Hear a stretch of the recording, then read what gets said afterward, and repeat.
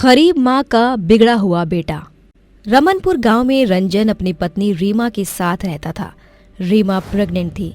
रीमा और रंजन दोनों बहुत ही ज्यादा गरीब थे। वो इतने गरीब थे कि कभी कभी तो उनके घर पर खाना भी नहीं बनता था। ऐसे एक बार की बात है, एक रात उनके घर में चूल्हा नहीं जला था। ये देखकर रंजन अपनी पत्नी रीमा से बोलता है, रीमा, हमारी किस्मत कितनी ज्यादा खराब है। जिस दिन मेरा काम चलता है उसी दिन मैं तुम्हें कुछ खिला पाता हूँ, और जिस दिन काम नहीं चलता उस दिन तो हमारे घर का चूल्हा भी नहीं चलता। कोई बात नहीं रंजन जी, भगवान सब देख रहा है, वो हमारी कभी न कभी जरूर सुनेगा। हाँ रीमा, तुम बिल्कुल सही बोल रही हो। हमारा बच्चा इस दुनिया में आएगा तो वो हमारे सारे कष्टों को हर लेगा, वो हमारी मदद करेगा। वो दोनों आपस में बात करके सो जाते हैं। इस तरह अब उनका जीवन गरीबी में व्यतीत होता रहता है। देखते देखते पूरे 9 महीने गुजर जाते हैं, जिसके बाद रीमा को डिलीवरी पेन शुरू हो जाता है। रंजन दौड़ता हुआ रीमा के पास जाता है और उसे हॉस्पिटल लेकर जाता है। थोड़ी देर बाद डॉक्टर जब बाहर आता है तब वो रंजन से बोलता है, अरे रंजन जी, बधाई हो, आपको 2 जुड़वा बच्चे हुए हैं, एक लड़का और एक लड़की। डॉक्टर की बात सुनकर रंजन की खुशी 7वें आसमान पर पहुंच गई थी। वो अपने दोनों बच्चों और अपनी पत्नी को लेकर घर चले जाता है। घर जाने के बाद वो अपने बेटे का नाम रोहित और अपनी बेटी का नाम दुर्गा रखता है। वो दोनों अपने बच्चों को लेकर बहुत ही ज्यादा खुश थे और वो उनकी परवरिश बहुत ही अच्छे से कर रहे थे। देखते देखते अब 8 साल बीत गए। रोहित और दुर्गा दोनों ही अब 8 साल के हो चुके थे। दोनों एक साथ मिलकर स्कूल जा रहे थे। उन्हें स्कूल जाते हुए देख रंजन अपनी पत्नी से बोलता है, रीमा देखो, हमारे बच्चे बड़े हो गए, दोनों ही स्कूल जा रहे हैं। ये दोनों हमारे लिए साक्षात भगवान का रूप है। जब से इन लोगों ने हमारे घर में कदम रखे हैं तब से धीरे धीरे हमारे घर में बरकत हो रही है। हाँ रंजन जी, आप बिल्कुल सही बोल रहे हैं। हमारे बच्चे साक्षात भगवान का रूप है। बस ये आगे भी मन लगाकर पढ़ाई और हमारा नाम रोशन करें। हाँ रीमा, ऐसे ही होगा, भगवान हमारे साथ है। इतना कहकर रंजन भी अब अपने काम पर चले जाता है और इस तरह समय बीतने लगता है। समय बीतते बीतते अब 10 साल गुजर गए थे। रीमा और रंजन के दोनों बच्चे 18 साल के हो चुके थे। रीमा एक तरफ तो अपनी बेटी को लेकर बहुत खुश थी, क्योंकि उसकी बेटी दुर्गा बहुत ही संस्कारी और लाजवाब थी। लेकिन वहीं दूसरी तरफ उसका बेटा उतना ही बिगड़ैल था। उसके अंदर शुरू से ही गंदी आदतें थी। एक रात 12 बजे रोहित अपने दोस्तों के साथ अपने घर में आता है और अपने घर का दरवाजा जोर जोर से खटखटाने लगता है कि तभी उसकी माँ दरवाजा खोलती है। बेटे को नशे की हालत में देखकर रीमा को उस पर थोड़ा गुस्सा आता है और वो उससे गुस्से में बोलती है, रोहित, तू पी कर आया है? हे भगवान, तूने सिर्फ और सिर्फ 18 साल की उम्र में पीना सीख लिया। आज तक तेरे बाबूजी ने शराब को हाथ तक नहीं लगाई, लेकिन तू है कि शराब पी कर आया? अरे माँ, मेरे बाप ने शराब देखी तक नहीं थी, लेकिन मैंने तो शराब देखी भी है और पी भी है। देखो तो, मैं शराब ही तो पीकर झूम रहा हूँ।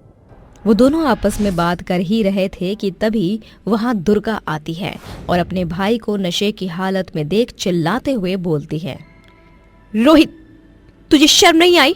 बाबा के पैसों पर तू इस तरह ऐश कर रहा है। अरे लानत है तुझ पर। तू ना तो कुछ कमाता है और ना ही कुछ करता है, बस पिताजी के पैसों पर तुझे ऐश करना आता है। तुझे खुद पर शर्म नहीं आती क्या? अरे तू चुप कर, मुझे शर्म नहीं आती, तुझे बड़ा शर्म आती है अपने भाई से ऐसे बात करते हुए, अपने भाई को उसके दोस्तों के सामने यूं इस तरह जलील करते हुए। चल निकल यहाँ से। रोहित अपनी माँ और अपनी बहन को धक्का देते हुए घर के अंदर चले जाता है और अगली सुबह एक बार फिर वो अपने दोस्तों के साथ जुआ खेलने के लिए चले जाता है। ऐसे ही अब धीरे धीरे दिन बीतने लगे और रोहित के गंदे गंदे ऐप बढ़ते गए। वो अपने घर से पैसे चुरा कर ले जाता और जुआ खेलने लगता। ये सब देख रंजन और रीमा रोते हुए आपस में बात कर रहे थे।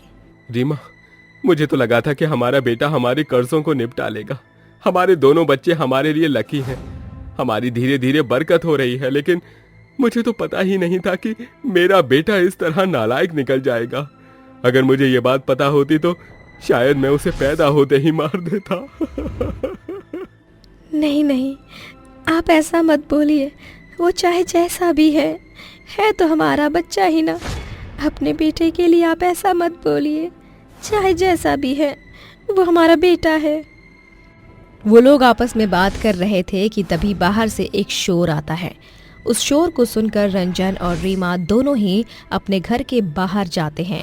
एक तरफ तो वो अपने गली का झगड़ा देख रहे थे, तो वहीं दूसरी तरफ रोहित अपने दोस्तों को लेकर एक बार फिर घर पर आता है, जहां वो देखता है कि सिवाय उसकी बहन के उसके घर में कोई भी नहीं है। ये देखकर रोहित अपने दोस्तों से बोलता है, अरे विवेक, आज तो तेरे घर कोई भी नहीं है सिवाय तेरी बहन के।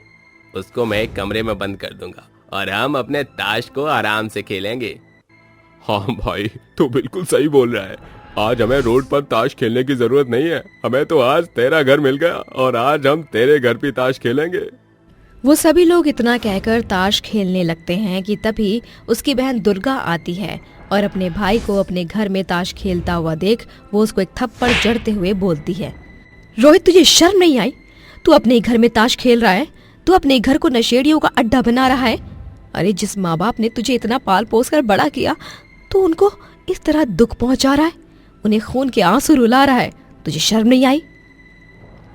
दुर्गा ये सब बोल रही थी कि तभी रोहित का दोस्त विवेक आता है और उसको थप्पड़ मारते हुए बोलता है, अब तू हम लोगों को बताएगी कि क्या सही है और क्या गलत? रुक जा, मैं तुझे बताता हूँ क्या सही और क्या गलत है। विवेक इतना कहकर दुर्गा के साथ जबरदस्ती करने लगता है, जिसके बाद उसके साथ जबरदस्ती होता हुआ देख रोहित अपने दोस्तों को अपनी बहन से दूर करने लगता है, लेकिन उसके दोस्त उसको मारने लगते हैं। उसके घर में ये सब चल ही रहा था कि तभी रंजन और रीमा वहां आ जाते हैं। जैसे ही वो दोनों अपने घर में आते हैं, देखते हैं कि कुछ दोस्त दुर्गा के साथ जबरदस्ती कर रहे थे।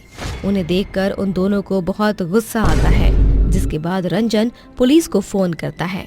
पुलिस को फोन करने के साथ ही रंजन दौड़ते हुए विवेक को दुर्गा से अलग करता है और उसको थप्पड़ ही थप्पड़ मारने लगता है। विवेक और उसके कुछ दोस्त रंजन और रोहित को कुछ करते कि तभी वहां पुलिस आ जाती है और विवेक और उसके दोस्तों को अरेस्ट करके वहां से ले जाती है। ये सब देखकर रोहित को बहुत ही पछतावा होता है और दुख भी होता है। अपनी बहन की हालत इस तरह देख रोते हुए अपनी बहन से वो बोलता है, बहन मुझे माफ कर दे। मैं अपने दोस्तों यारों के बीच में रह रहकर इतना ज्यादा बिगड़ गया कि मुझे ये तक ध्यान नहीं रहा कि मेरे घर में मेरी एक जवान बहन है। मैं माफी के लायक तो नहीं, लेकिन फिर भी अगर हो सके तो मुझे माफ कर दे। मैंने तुम लोगों के साथ इतना बुरा किया, मैं इतना बुरा हूँ कि शायद मैं माफी के लायक भी नहीं हूँ। लेकिन हाँ, मैं तुमसे ये वादा करता हूँ कि अब मैं अपने सारे बुरे ऐप छोड़ दूंगा। मैं एक अच्छा बेटा और एक अच्छा भाई बनकर दिखाऊंगा। रोहित को अपनी गलती का पछतावा करता हुआ देख रंजन, दुर्गा और रीमा की आंखों में आंसू आ जाते हैं, जिसके बाद दुर्गा अपने भाई से बोलती है, रोहित तुम्हें अपनी गलती का एहसास हो चुका है, इससे बड़ी बात क्या हो सकती है?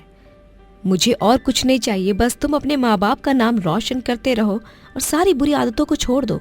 मैं तुमसे वादा करता हूँ कि मैं अब अपने माँ बाबा का नाम रोशन करूंगा और सारी बुरी आदतें छोड़ दूंगा। रोहित अब सुधर चुका था। वो अपनी बुरी आदतों को छोड़कर एक सुकून भरी जिंदगी अपने घर वालों के साथ जीने लगा। वो एक अच्छी कंपनी में काम करने लगा और इस तरह अपने परिवार वालों के साथ खुशी खुशी रहने लगा।